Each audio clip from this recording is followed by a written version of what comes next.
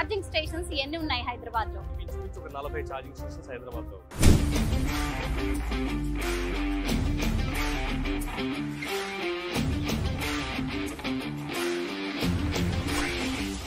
కూడా hitech city, Umdanagar, Aramghar, తర్వాత Miyapur, Begumpet, so ఇలా రకరకాల ప్లేసెస్ లో. అండ్ అమెజాన్ యొక్క వేర్ హౌసెస్ లోనే ఇంచుమించు 100+ ఛార్జింగ్ స్టేషన్స్ ఉన్నాయి. ఫ్లిప్కార్ట్ వేర్ హౌస్ లో ఉన్నాయి, బిగ్ బాస్కెట్ వేర్ హౌస్ లో ఉన్నాయి. ఎలక్ట్రిక్ వాహనాలు కొనాలంటే కూడా చాలా మంది భయపడుతున్నారు. సమ్మర్ ఎక్కువగా ఉన్నప్పుడు కూడా దాని ఎఫెక్ట్ అలాగే ఉందండి. ఆల్రెడీ బండే $1,20,000 కొన్నాను, మళ్ళీ అందులో 20-30,000 ఛార్జర్ అంటే తీసుకోవట్లేదు. అప్పుడు మేము ఏం చేసామంటే $100 అంటే 10,000 కంటే తక్కువ వ్యయంతో దీన్ని తయారు చేసి ఇది ఏం చేస్తున్నామంటే గవర్నమెంట్ తో, ఇన్ఫోసిస్ ఫౌండేషన్ తో, ఏషియా డెవలప్మెంట్ బ్యాంక్ తో, ఇటువంటి సంస్థలు ఉంటాయి కదా, వాళ్ళతో మాట్లాడి వాళ్ళు స్పాన్సర్ చేసినప్పుడు సొంత కాళ్ళ మీద నిలబడాలి అనేటువంటి తప్పనుండే లేడీస్ ఉంటారు. కానీ వాళ్ళకి అరే మాకు ఇంగ్లీష్ రాదు, మేము చదువుకోలేదు, అట్లాంటి వాళ్ళకి ఏం చేస్తామంటే ఇది ఆ ఎస్టీడీ బూత్ బిజినెస్ లాగా ఇంటి బయట పెడుతున్నాం. పెట్టి కార్గో కస్టమర్స్, అగ్రిగేటర్స్ అందరూ నా కస్టమర్స్. ఏం చెప్తాం, అరే యాప్ లో ఇదిగో ఇంటి దగ్గర ఛార్జ్ ఉంది కనిపిస్తుంది. వాళ్ళు వెళ్తారు, సేమ్ స్కాన్ చేసుకుంటారు, పే చేసుకుంటారు, ఛార్జ్ చేసుకుంటారు. అందరికీ నమస్కారం, నేను Swarupa Potlapalli. Welcome to Suman TV.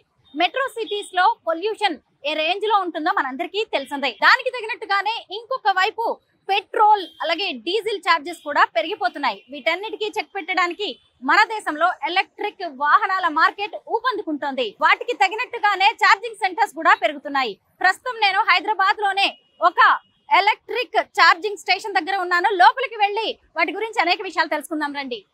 ప్రస్తుతం నాతో పాటు thunder plus company CEO Rajeev YSR గారు ఉన్నారు. అసలు ఈ బిజినెస్ గురించి ఆయన అడిగి అనేక విషయాలు తెలుసుకుందాం. నమస్తే రాజీవ్ గారు. నమస్తే. నమస్తే. ముఖ్యంగా అసలు మీ థండర్ ప్లస్ కి సంబంధించి ఈ ఛార్జింగ్ స్టేషన్స్ ఎన్ని ఉన్నాయి హైదరాబాద్ లో? ఇవి ఇంచుమించు ఒక 40 ఛార్జింగ్ స్టేషన్స్ హైదరాబాద్ లో ఉన్నాయి. 40 thunder plus charging stations.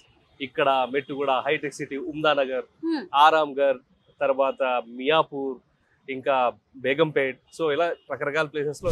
And Amazon యొక్క వేర్ హౌసెస్ లోనే ఇంచుమించు 400+ ఛార్జింగ్ స్టేషన్స్ ఉన్నాయి. ఫ్లిప్కార్ట్ వేర్ హౌస్ లో ఉన్నాయి, బిగ్ బాస్కెట్ వేర్ హౌస్ లో ఉన్నాయి.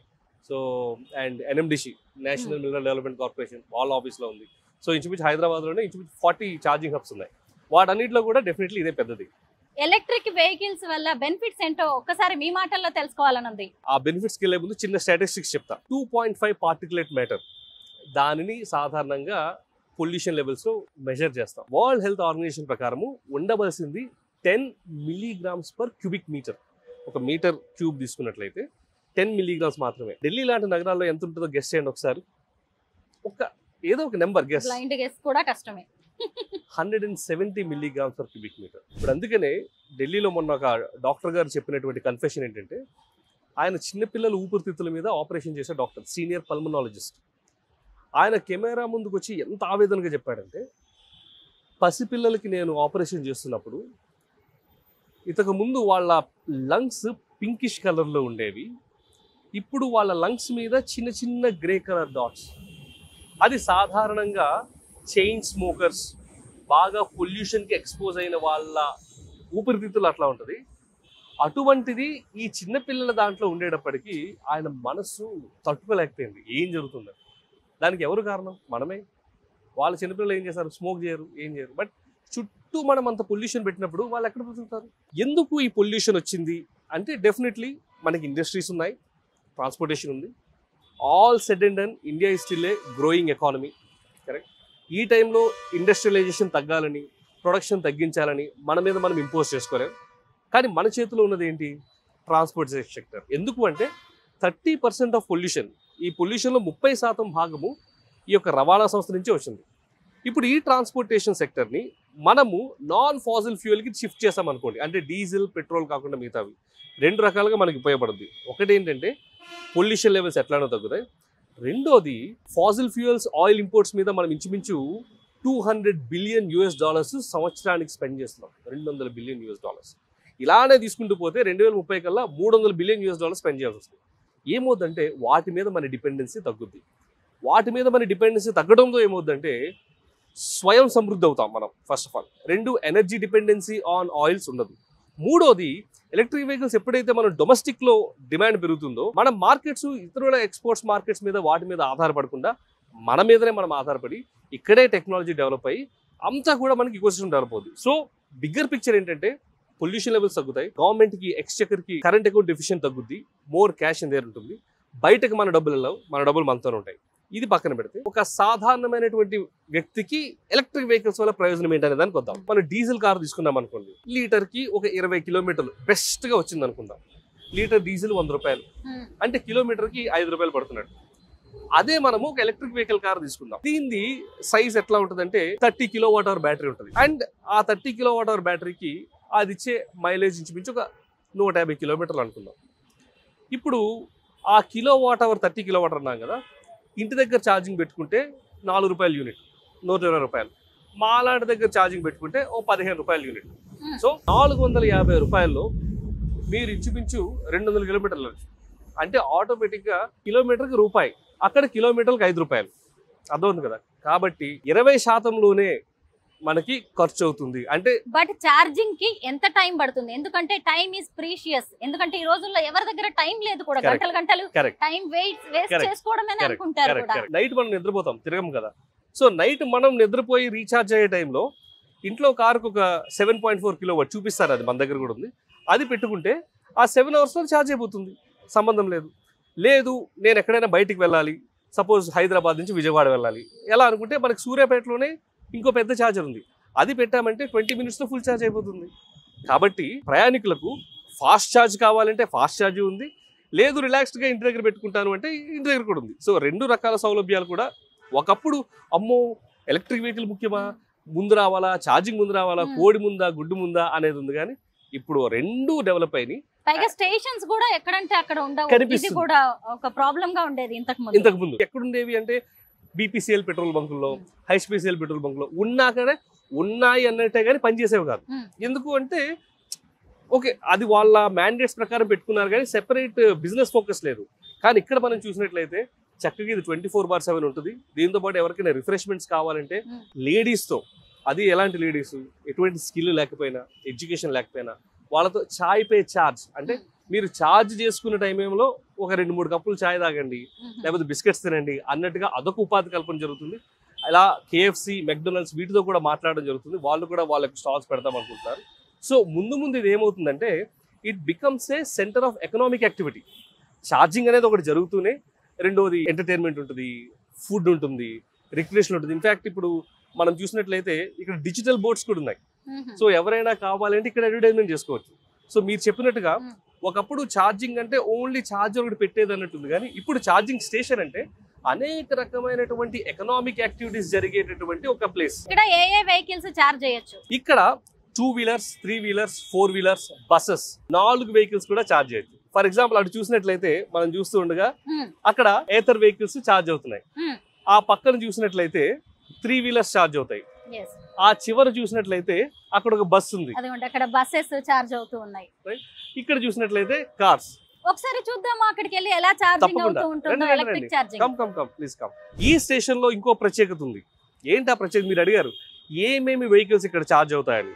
నేనన్నా 2 వీలర్స్ అవుతాయి, బస్సెస్ కూడా అవుతాయని. అంటే ఒకే ఛార్జర్ అన్నిటికీ అవుతుంది అంటే కాదు. కానీ దీని ప్రత్యేకత ఏంటంటే ఇప్పుడు ఆ పెద్ద యూనిట్ మీరు చూస్తున్నారు కదా, అది 240 కిలోవాట్ పవర్ మాడ్యూల్.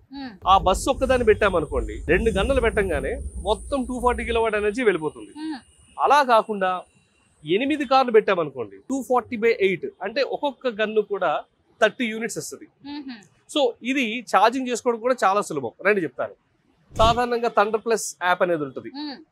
ఆ యాప్ చేసి ఇక్కడ స్కాన్ చేస్తాం. నేను ఇందాకటి నుంచి అదే అనుకుంటున్నాను, వెహికల్ అందరూ వస్తున్నారు, తీసుకొస్తున్నారు, ఇక్కడ ఛార్జింగ్ పెట్టుకుంటూ వెళ్ళిపోతున్నారు, బట్ ఎక్కడ మ్యాన్ పవర్ కనిపించట్లేదు ఏంటి అనుకున్నాను. నిజంగా మీ యొక్క అబ్జర్వేషన్ కి నాకు కుడోస్. ఎందుకంటే సాధారణంగా ఇది ఎవరు అబ్జర్వ్ చేయాలి. కరెక్ట్. ఈ బిజినెస్ లో ఉన్న బ్యూటీ ఏంటంటే మ్యాన్ పవర్ అనేది ఉండక్కర్లేదు. ఎగ్జాంపుల్ చెప్తాను మీకు. మనకి చిన్నప్పుడు ఎస్టీడీ బూత్ బిజినెస్ ఉండేవి, ఇప్పుడు కూడా కొన్ని ఉంటాయి. ఎంతమంది ఎస్టీడీ బూత్ దగ్గర మ్యాన్ పవర్ పెట్టేవారు? వస్తారు, కాయిన్ వేసుకుంటారు, మాట్లాడుకుంటారు, వెళ్ళిపోతారు. ఇది కూడా సేమ్. వస్తారు, స్కాన్ చేస్తారు, నాకు యూనిట్స్ కావాలా, టైం కావాలా, డబ్బులు కావాలా, 3 సెట్ చేసుకోవచ్చు. అరగంట కావాలనో, 10 యూనిట్లు కావాలనో, లేకపోతే 200 ఛార్జింగ్ కావాలనో. అది సెట్ చేయగానే దీన్ని CCS2 ప్రోటోకాల్ అంటారు. ఈ గన్నును తీసుకుని సెట్ చేయగానే ఇలా తీసుకొని వచ్చి ఆ వెహికల్లో ఇన్సర్ట్ చేయడమే. ఆల్రెడీ ఇన్సర్ట్ చేసి ఇన్సర్ట్ చేయగానే మనం నిర్దేశించిన దాని ప్రకారం మొత్తం యూనిట్స్ వెళ్ళిపోగానే ఆటోమేటిక్గా అదే కట్ ఆఫ్ అయిపోద్ది. కట్ ఆఫ్ అయిపోయి మెసేజ్ వచ్చేస్తుంది, boss your energy is dispensed అని. సో దీనివల్ల బ్యూటీ ఏంటంటే నేను ఒక సెక్యూరిటీని పెడతాను, కాస్త హౌస్ కీపింగ్ పెడతాను, అండ్ ఎవరికైనా వస్తే ఈ చాయ్ పే ఛార్జ్ అని పెడతాను. కానీ ఇది ఆపరేట్ చేయడానికి ఏదో మనుషులే అక్కర్లేదు. అవును, ఎక్కడ మ్యాన్ పవర్ లేదు, ఎవరు లేరు, హాయిగా ఉంది, ఎవరికి వాళ్ళు వస్తున్నారు, ఛార్జింగ్ పెట్టుకుంటున్నారు. అయితే ఆ యాప్ ద్వారానే ఎక్కడెక్కడ ఈ ఛార్జింగ్ స్టేషన్స్ ఉన్నాయి అనేది తెలుసుకోవచ్చా? తెలిసిపోతుంది. ఒకప్పుడు రోమింగ్ అనేది ఉండేది, ఐడియా ఉందా? అంటే ఈ స్టేట్ లో మీరు ఎయిర్టెల్ అయి ఉండొచ్చు, మీరు వేరే స్టేట్కి వెళ్తే అక్కడ వోడాఫోన్ కనెక్ట్ అయి ఉండొచ్చు. స్టార్టింగ్ లో డబ్బులు అవి తీసుకునేవారు, ఇప్పుడు అంతా రోమింగ్ ఒకటి అయిపోయింది. ఛార్జింగ్ బిజినెస్ లో కూడా అది అయిపోయింది. ఇప్పుడు ఏంటంటే నా ఛార్జర్స్ ఎంజీ వెహికల్స్ ఉన్నాయి కదా, ఎంజీ యాప్ లో చూడొచ్చు, హ్యుండై యాప్ లో చూడొచ్చు, మారుతి యాప్ లో చూడొచ్చు, ఎథర్ యాప్ లో చూడొచ్చు, మహీంద్రా యాప్ లో చూడొచ్చు, నా ఛార్జర్స్ కనబడతాయి. అలానే వాళ్ళందరి ఛార్జర్స్ కూడా నా యాప్ లో కనిపిస్తాయి. సో దీనివల్ల ఏంటంటే కస్టమర్స్ కి ఇది వీళ్ళది అది వీళ్ళది అని కాకుండా ఎక్కడికి వెళ్ళినా నా ఛార్జింగ్ స్టేషన్ దగ్గరలో ఉందా అంటే దగ్గరలో ఉంది, ఇదిగో ఎక్కడ ఉందని. రాజీవ్ గారు, ఇప్పుడు ఏ బిజినెస్ లో చూసినా కాంపిటీషన్ ఉంది, మరి మీ బిజినెస్ లో ఎలా ఉంది? హైదరాబాద్ లో చూసుకున్నట్లయితే ఎలక్ట్రిక్ కార్స్ యొక్క వినియోగము చాలా గణనీయంగా పెరిగింది. మరి ముఖ్యంగా గూగుల్, మైక్రోసాఫ్ట్ లాంటి సంస్థలు వాళ్ళ యొక్క ఎంప్లాయీ మూవ్మెంట్ అంతా కూడా కార్స్ లోనే చేస్తున్నారు. ఫర్ ఎగ్జాంపుల్ అది చూసారంటే అది శ్రీనిజ, అది చూసారంటే OHM. ఇవన్నీ కూడా కంపెనీస్ వాళ్ళ ఎంప్లాయీ మూవ్మెంట్స్ కోసము తీసుకున్న నిర్ణయాలు. సో కార్స్ పెరిగినాయి అంటే అర్థం ఏంటి? ఛార్జెస్ కావాలి. ఎందుకంటే అందరూ కూడా ఇళ్ళ దగ్గర బయట పార్కింగ్ ఉంటుందని, దానికి కావాల్సినటువంటి లోడ్ ఉంటుందని మనం ఎక్స్పెక్ట్ చేయలేము.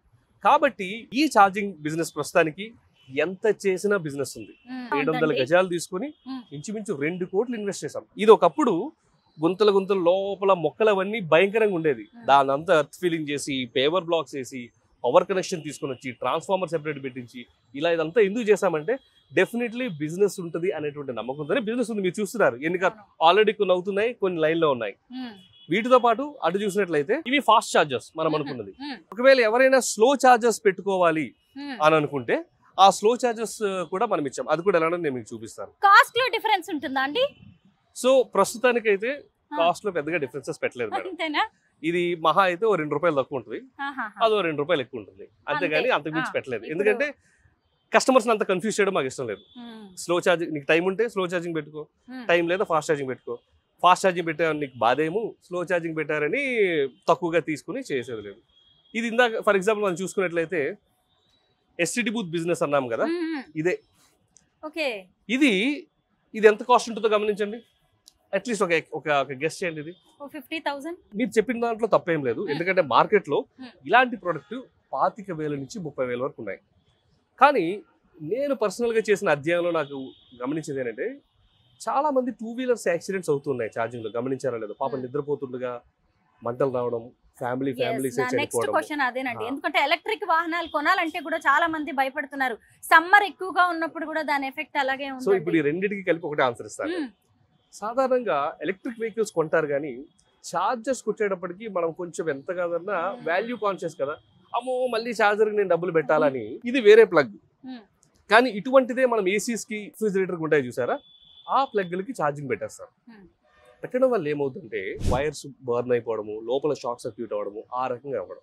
ఆల్రెడీ బండే 1,20,000 కొన్నాను, మళ్ళీ అందులో 20-30,000 ఛార్జర్ అంటే తీసుకోవట్లేదు. అప్పుడు మేము ఏం చేసామంటే దీన్ని లెస్ దాన్ $100 అంటే 10,000 కంటే తక్కువ వ్యయంతో దీన్ని తయారు చేసి, ఇది ఏం చేస్తున్నామంటే గవర్నమెంట్ తో, ఇన్ఫోసిస్ ఫౌండేషన్ తో, ఏషియా డెవలప్మెంట్ బ్యాంక్ తో, ఇటువంటి సంస్థలు ఉంటాయి కదా, పోవర్టీ నుంచి లేడీస్ ని బయటికి తీయాలని, ఇట్లాంటి వాళ్ళతో మాట్లాడి వాళ్ళు స్పాన్సర్ చేసినప్పుడు ఇవి మేము వార్లో చనిపోయినటువంటి జవాన్ల యొక్క వైఫ్స్ కానీ, లేదా సొంత కాళ్ళ మీద నిలబడాలి అనేటువంటి తప్పనుండే లేడీస్ ఉంటారు, కానీ వాళ్ళకి అరే మాకు ఇంగ్లీష్ రాదు, మేము చదువుకోలేదు, అట్లాంటి వాళ్ళకి ఏం చేస్తున్నామంటే ఇది ఆ ఎస్టీడీ బూత్ బిజినెస్ లాగా ఇంటి బయట పెడుతున్నాం. పెట్టి కార్గో కస్టమర్స్, అగ్రిగేటర్స్ అందరూ నా కస్టమర్స్ ఏం చెప్తాం, అరే యాప్ లో ఇదిగో ఇంటి దగ్గర ఛార్జర్ ఉంది కనిపిస్తుంది. వాళ్ళు వెళ్తారు, సేమ్ స్కాన్ చేసుకుంటారు, పే చేసుకుంటారు, ఛార్జ్ చేసుకుంటారు. ఆమె దోశలు వేసుకోవచ్చు పక్కన, లేకపోతే కిల్లీలు కట్టుకోవచ్చు, లేకపోతే టైలరింగ్ షాప్ చేసుకోవచ్చు, ఆమె పని ఆమె చేసుకుంటుంది, దీనికి అక్కర్లేదు. చేసుకుంటుండగా నెలకి కనీసము 8 నుంచి 15,000 రూపాయలు దీని ద్వారా సంపాదిస్తారు. బాగుందండి. Social responsibility correct. అసలు ఈ ఈవీ వెహికల్స్ అనేవే, మామూలుగా ఎలక్ట్రిక్ వెహికల్స్ అనేవే పర్యావరణం కోసం వచ్చినవి, దానికి మళ్ళీ ఛార్జింగ్ స్టేషన్స్, ఇలా చూసినప్పుడు కూడా సోషల్ రెస్పాన్సిబిలిటీ చాలా కనిపిస్తుంది. చూడండి, ఇప్పుడు ఎలక్ట్రిక్ 3 వీలర్ ఆటో వస్తుంది. yes 3 wheeler auto electric. వాడు వచ్చాడు, వాడు ఎలా వస్తాడు, పెట్టేసుకుంటాడు ఛార్జింగ్. చార్జెస్ పెట్టేసుకుని వెళ్ళిపోతాడు అంతే. ఈ రోజు ఆటో వాళ్ళకి కూడా రోజంతా కష్టపడ్డా గానీ పెట్రోల్ డీజిల్ కే డబ్బులు అన్నీ అయిపోతూ అంతే కదా. ఉంటాయండి. అలాంటి వాళ్ళకి కూడా ఇది బాగా యూజ్ చాలా అవుతుంది. యూస్ఫుల్, చాలా చాలా యూస్ఫుల్. ఉమ్. ఎందుకంటే చెప్పినట్టుగా డీజిల్ కి మీకు కిలోమీటర్ నడపడానికి 5 రూపాయలు పడితే, కార్లకైతే రూపాయి పడుతుంది, ఉమ్. ఆటోలకైతే ₹1 నుంచి రూపాయి. అదంతా మరి సేవే కదండి. కరెక్ట్. ఇప్పుడు 3000 కిలోమీటర్లు నెలకి నడిపాడు అంటే ఉమ్. 5 రూపాయలు చొప్పున 15,000 రూపాయలు ఆయనకి ఖర్చు అవుతుంది. అవును. అదే ₹1 చొప్పున 1500 కదా. కరెక్టే. 1500 ఎక్కడ, 15,000 ఎక్కడ? అవును. అంటే మిగతా 13,500 ఆయన దాంట్లో చూడండి. ఆయన ఎంత చక్కగా ఛార్జింగ్ అక్కడ పెట్టాడు, కనెక్టర్ అక్కడ పెట్టాడు, ఒక ఆటో దానికి డ్రైవర్ పెట్టాడు, వచ్చేసారు చూడండి, పెట్టేసుకున్నాడు. ఇప్పుడు చక్కగా ఎంజాయ్ చేస్తాడు. అవును. డబ్బులు చక్కగా మీ అకౌంట్ లో పడిపోతాయి. పడిపోతాయి. ఇప్పుడు ఇది మా దగ్గర కాకుండా మీ దగ్గర ఎవరి దగ్గర పెట్టారనుకోండి, మీ అకౌంట్ లో పడిపోతాయి. అంతే. అవును, మా అకౌంట్ లో పడిపోతాయి. కరెక్టే. నార్మల్ గా మనం ఇవే బ్యాటరీస్ తో ఇంట్లో చార్జ్ చేసుకోవచ్చు. కాకపోతే కరెంటు బిల్ రేంజ్ లో పెరిగిపోతుంది. ఇక్కడికి వస్తే అది కొంచెం తగ్గే ఛాన్స్ ఉంది. Definitely. అయితే మీరు ఖచ్చితంగా ఒక ట్రాన్స్ఫార్మర్ అనేది అయితే పెట్టుకుంటారు. ఇంత పెద్ద నెట్వర్క్ ఇక్కడ ఉంది కాబట్టి. కావాలి, పెట్టుకోవాలి. చాలా మంది వచ్చి అడుగుతూ ఉంటారు, ఉమ్. సార్ నేను ఛార్జింగ్ స్టేషన్ పెట్టాను సార్, బాగుంది సార్, కాన్సెప్ట్ అది చాలా బాగుంది, మ్యాన్ పవర్ లేదు, ఉండక్కర్లేదు, నాకు ప్లేస్ ఉంది, ఛార్జింగ్ స్టేషన్ పెట్టేయాలి, ఎలా సార్ అని అంటారు. అలాంటి ఎంతూసియాస్టిక్స్ కి మేము సపోర్ట్ చేస్తున్నాం. ఎలా చేస్తున్నామంటే, నువ్వేం వరీ అవ్వట్లేదు, ఎలక్ట్రికల్ కనెక్షన్స్ నేను చూసుకుంటా, పర్మిషన్స్ నేను చూసుకుంటా, చార్జర్ ఇన్స్టలేషన్ నేనే చూసుకుంటా, దాని అప్ కీప్ అండ్ రన్నింగ్ నేను చూసుకుంటా. మరి మీరేం చూసుకోవాలంటే, ఎంత డబ్బులు వస్తున్నాయా నా దాంట్లో మాత్రమే చూసుకోవాలి. అన్ని పనులు మేమే అంటే చూసుకుంటాం. ఫ్రాంచైజీ ఇచ్చేస్తాం. ఇచ్చేస్తాను మీరు. ఇప్పుడు హోటల్ ఫ్రాంచైజీ అనుకోండి, కుక్కు మీరే పెట్టుకోవాలి, వంట సామాన్లు మీరే తెచ్చుకోవాలి, దాన్ని అంతా మీరే చేసుకోవాలి. ఫ్రాంచైజీ కూడా ఓన్లీ బ్రాండ్ ఇస్తాడు. ఇందులో ఏంటంటే మొత్తం ఆపరేషన్స్ కూడా నేనే చేస్తాను. కేవలం మీకు ల్యాండ్ ఉంటే చాలు, ఆ ల్యాండ్ మీద మీకు పర్మిషన్ ఉంటే చాలు, లేదా మీరు రెంటల్ ల్యాండ్ తీసుకుని వచ్చినా పర్వాలేదు, మొత్తం మేమే చేస్తాం. ప్రాఫిట్స్ లో మీతో మాకు కొంచెం షేరింగ్ ఉంటుంది. ఎందుకంటే ఇవి చిన్న విషయం ఏం కాదు. పర్మిషన్స్ సెంట్రల్ గవర్నమెంట్ దాకా వెళ్ళడం ఇవన్నీ చాలా ఎక్కువగా ఉంటాయి. రాజీవ్ గారు, మామూలుగా ఒక పెట్రోల్ స్టేషన్ గానీ డీజిల్ పెట్రోల్ బంక్ లాంటిది పెట్టాలి అంటే చాలా పర్మిషన్స్ నానాతంగా ఉంటుంది. మరి ఎలక్ట్రిక్ ఛార్జింగ్ స్టేషన్స్ కి ఎలా ఉంటుంది? ఇది చెప్పేస్తే సీక్రెట్ కదా. అయినా చెప్తాను, పర్వాలేదు. సుమన్ టీవీ వచ్చారు, మీరు మంచి ప్రోగ్రామ్స్ అందరికి రీచ్ చేస్తారు కాబట్టి ఇది స్ట్రేట్ సీక్రెట్ అయినా చెప్తున్నా. సాధారణంగా ప్రతి ఒక్క స్టేట్ కి ఒక నోడల్ బాడీ అనేది ఉంటుంది. ఫర్ ఎగ్జాంపుల్ ఏపీకి నెట్ క్యాప్, అలానే తెలంగాణలో టీజీ రెడ్కో. ఫస్ట్ మనం చేయాల్సింది ఏంటంటే, ఈ టీజీ రెడ్కోకి వెళ్ళి అప్లికేషన్ పెట్టాలి. ఇలా నేను ఛార్జింగ్ స్టేషన్ పెడుతున్నాను, ఇదిగో నా ప్లేసు, ఇదిగో నాకు ఇంత లోడ్ ఉంది అని అప్లికేషన్ పెట్టాక వాళ్ళు చూస్తారు. చూసి పెట్టారు, ఛార్జెస్ సర్టిఫికేషన్ ఉందా చూస్తారు, పవర్ ఉందా లేదా చూస్తారు. ఇవన్నీ చెక్ చేసి ఎన్ఓసి ఇస్తారు, నో అబ్జెక్షన్ సర్టిఫికేట్. ఈ ఎన్ఓసిని తీసుకుని మనము డిస్కామ్ దగ్గరికి వెళ్ళాలి. డిస్కామ్ దగ్గరికి వెళ్ళి, సార్ నేను ఇంత ఛార్జింగ్ స్టేషన్ పెడదాం అనుకుంటున్నాను, నా దగ్గర ట్రాన్స్ఫార్మర్ లేదు, మీరు ట్రాన్స్ఫార్మర్ నాకు ఇస్తే, సో డిస్కామ్ ట్రాన్స్ఫార్మర్ ఇస్తుంది. ఆ రెండు వచ్చాక ఛార్జింగ్ స్టేషన్స్ని సివిల్ వర్క్ అదంతా చేసి ప్లింత్ అదంతా కట్టించి పెట్టి, దానికంటూ ఛార్జ్ పాయింట్ మేనేజ్మెంట్ సర్వీసెస్ అని ఒక సాఫ్ట్వేర్ ఉంటుంది, దాన్ని కూడా తీసుకొని పెడితే అప్పుడు ఛార్జింగ్ స్టేషన్ రన్ అవుతుంది. సో పర్మిషన్స్ పరంగా పెద్దగా ఏమంటారు చిక్కుముడులు లేవు, కానీ టెక్నాలజీ పరంగా కొంచెం కాంప్లికేటెడ్. అందుకే మేమేం చేస్తామంటే A-to-Z services. For example petrol bunk పెట్టాలంటే మనకి ఎట్లా కాదనుకున్నా 1 నుంచి 2 కోట్ల వరకు అవుతుంది. ఆ క్యానోపీ, ఆ ల్యాండ్, ఇవన్నీ. మనకి ఇక్కడ ఒకవేళ ప్లేస్ మీద ఉన్నట్లయితే 30 లక్షల నుంచి 40 లక్షల లోపు అయిపోద్ది. ఒకవేళ ప్లేస్ మీద లేదు పెట్టుకోవాలనుకుంటే 50-60 లక్షల్లో ఇలాంటి పెద్ద ఛార్జింగ్ స్టేషన్, అంటే ఇది కొంచెం పెద్దదిలేండి, ఒక 60 కిలోవాట్ 120 కిలోవాట్ ఛార్జింగ్ స్టేషన్ ఒక 50-60 lakhs లో మీరు ఈజీగా పెట్టగలరు. పెడితే రిటర్న్స్ ఎలా ఉంటాయి కూడా నేను చెప్తాను. ఇప్పుడు సాధారణంగా మీ దగ్గర 30 లక్షలు ఉన్నాయండి, మీరు ఏం ఆలోచిస్తారు, ఇది ఎఫ్డి చేసుకుంటాను అనుకుంటారు. కానీ ఎఫ్డి ఎందుకు చేసుకోరు? ఎందుకంటే ఎఫ్డీలో వచ్చేది 6 to 8%. వడ్డీలకి తిప్పేస్తారు చాలా మంది. అప్పుడు అది ఎందుకు వాడు ఇస్తాడో ఎవడో తెలియదు. రెండోది ఏం చేస్తారు, లేదు మ్యూచువల్ ఫండ్స్ అంటారు. మంచిదే మ్యూచువల్ ఫండ్స్, కాకపోతే అక్కడ వచ్చేది కూడా 10 to 12%. మూడో ఆప్షన్ ఏంటి, లేదు నేను షేర్స్ లో పెడతారంటారు. షేర్స్ లో దాని ఏమంటారు, దాని రిస్క్ దానిదే ఉంటుంది. మేమేం చేస్తున్నామంటే మినిమం బిజినెస్ గ్యారంటీ, అంటే వెహికల్స్ వచ్చినా రాకపోయినా, ఛార్జర్ ఎంగేజ్ అయినా అవ్వకపోయినా మినిమం 12% అనేది మేము మీకు ఇస్తాం. ఒకవేళ వెహికల్స్ అవి వచ్చినాయి అనుకోండి, ఇంకా మీ ఇష్టమే. కాబట్టి ఈ ఎలక్ట్రిక్ వెహికల్స్ ఛార్జింగ్ స్టేషన్ అనేది సాధారణమైన యువతకు, అలానే స్త్రీలకు, కాస్త పెట్టుబడి కొంత ఉంది నేను చేయగలను అనే ఆసక్తి కలిగిన ఆంటర్ప్రినర్స్ కూడా ఇది ఒక మంచి అవకాశం. ఎస్, నాకు కూడా అదే అనిపిస్తుంది. ఇప్పుడు అన్ని హైబ్రిడ్ వెహికల్స్ వస్తున్నాయి, ఆ. ఒకవైపు పెట్రోల్ ఇంకొక వైపు Electric, ఎలక్ట్రిక్, అవును. రెండు విధాలుగా వాడుకోవచ్చు. అవును. నాకు ఇది చాలా నచ్చిందండి, చాయ్ పే చార్జ్ అనే మీ కాన్సెప్ట్. అవును పైగా ఇక్కడ మహిళలకి మీరు ఇచ్చిన ప్రాధాన్యం కూడా నాకు కనిపించింది. క్యాప్షన్ ఎంత బాగుందో, అవును మే గాడి చలాਉਂగి ఘర్ చలాਉਂగి. అవును అంటే ఇక్కడికి వచ్చేసి చాయ్ లాంటిది పెట్టేసుకొని ఎవరైనా లేడీస్ చాయ్ బండి స్టాల్ లాగా అవును చక్కగా ఒకవైపు బిజినెస్ అవుతుంది, ఇంకొక వైపు ఇక్కడ ఇవన్నీ కూడా చూసుకుంటూ అవును, ఉండొచ్చు చక్కగా. అవును, ఎక్కువ టైం కూడా పట్టదు, కరెక్ట్ కరెక్ట్ హాయిగా ఇంట్లో తెలిసిన పనే కాబట్టి Correct. చుట్టుపక్కల వాళ్ళు వచ్చేసి. కరెక్ట్. బాగుందండి రాజీవ్ గారు, మీ మొత్తానికి మాటల్లో మాటలుగా మీ సక్సెస్ సీక్రెట్ కూడా మాకు చెప్పారు. Thank you so much. Thank you so much. I must appreciate this. ఎందుకంటే ఎక్కడో ఏదో ఇంటర్వ్యూ చూసి ఇది అందరికీ తెలియాలి, ఒక మంచి ఉపాధి కల్పించే ఆలోచన. అండ్ ఎలక్ట్రిక్ వెహికల్స్ అనే టెక్నాలజీ సాధారణంగా మీలాంటి మీడియా మాట్లాడితే గానీ ప్రజలకు అవగాహన కలగదు. అవునండి, మీడియా ఏం చేస్తారు సాధారణంగా, అమ్మో అది కాలిపోయింది, అమ్మో ఇది పేలిపోయింది అంటారు. కానీ దాని వెనక అవును. ఇంకా మంచి ఆపర్చునిటీస్ అనేది Hmm. నిజంగా ఆ ప్రకారంగా సుమన్ టీవీకి స్పెషల్ థ్యాంక్స్. సుమన్ టీవీ నుంచి మీరు ఇనిషియేటివ్ తీసుకుని వచ్చారు కాబట్టి మీకు కూడా special thanks. Thank you so much అండి. Thank you. Thank you so much.